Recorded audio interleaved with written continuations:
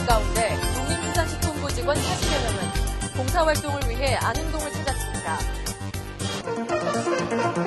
5일 3시경 김관진 국방부 장관은 동두천시의 수해복구 작업이 한창인 보산동과 소요동을 방문했습니다. 지난 26일부터 내린 기록적인 폭우로 인해 동두천시는 산사태 응급복구와 피해 조사를 실시했습니다. 5일 오전부터 동두천시 상패동에는 수해민들을 위한 봉사자들의 손놀림으로 분주했습니다. 인제군 자원봉사센터 40명의 인원이 수해로 인한 동두천 시민들의 마음을 보듬기 위해 달려왔습니다. 안녕하십니까. 8월 둘째 주 두드림 주간 뉴스입니다. 4일 또다시 빗줄기가 거세지는 가운데 농림수산식품부 직원 40여 명은 봉사활동을 위해 안흥동을 찾았습니다. 부시장을 비롯해 이선재 농업녹지과 과장 및 경기도청 관계자도 현장을 찾아 피해 상황을 둘러보고 함께 복구 작업을 했습니다. 농가 한쪽에는 산사태로 인한 엉망이 돼버린 토사들과 부러진 나무 기둥 및 가지들이 가득합니다. 포크레인과 트럭들은 연신 이것들을 가져다 나릅니다. 지난 7월 26일부터 집중호우로 서울, 경기, 강원 영서지방에 비가 엄청나게 많이 왔습니다.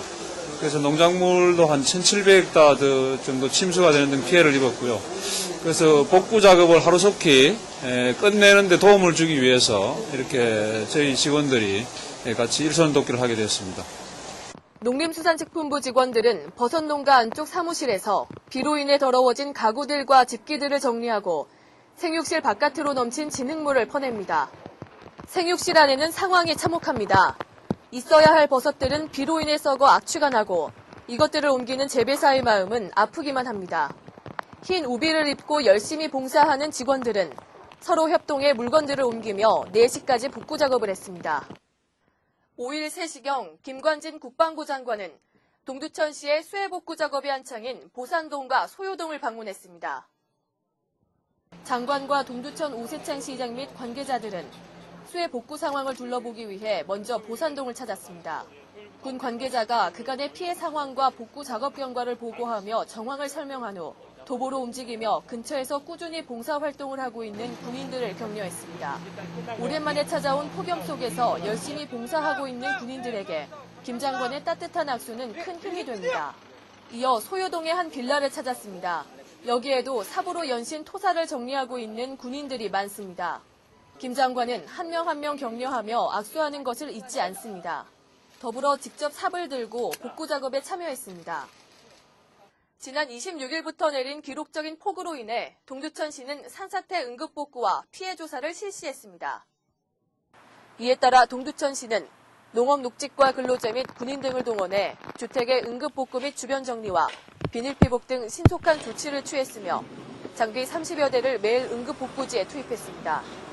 또한 현재까지 피해 신고가 들어오면 즉시 현장 확인을 실시해 피해 정도에 따라 인원을 투입하는 등 복구에 총력을 기울이고 있습니다.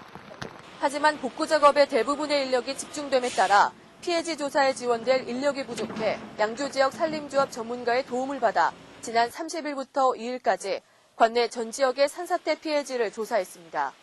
동두천시는 지속적인 복구 작업을 위해 노력할 것이며 산사태 피해의 경중에 따라 응급조치가 다소 지연될 수 있는 점에 대해 시민들의 협조를 당부했습니다. 9일 오전부터 동두천시 상패동에는 수해민들을 위한 봉사자들의 손놀림으로 분주했습니다.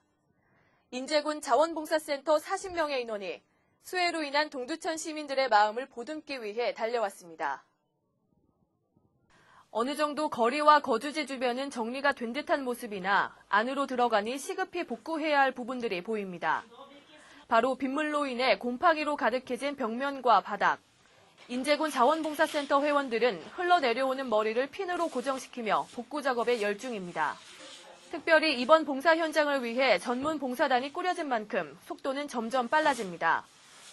직접 준비해온 벽지와 부자재들을 이용해 곰팡이가 생겨버린 수해의 흔적을 말끔히 없앱니다. 오늘 여기 저희가 도배장판을 지원을 나오게 된 거는 아무래도 동두천시 자원봉사센터랑 연계를 하여서 수요자들이 직접적으로 필요한 거를 무엇인가를 알아야 할 것 같아서 동두천시 자원봉사센터에다 문의를 했더니 수급자분들이 아직 침수된 지역에서 도배 작업이 이루어지지 않아서 못 들어간다고 하시길래 그걸로 저희가 중점적으로 해서 지원을 나오게 됐습니다. 봉사 내내 화목하게 웃음을 잃지 않았던 봉사원들의 기운이 이미 마음이 찢겨질 대로 찢겨진 수혜민들에게 전달됐으면 하는 바람을 가져봅니다. 이상으로 두드림 주간 뉴스를 마칩니다. 시청해주신 여러분 고맙습니다.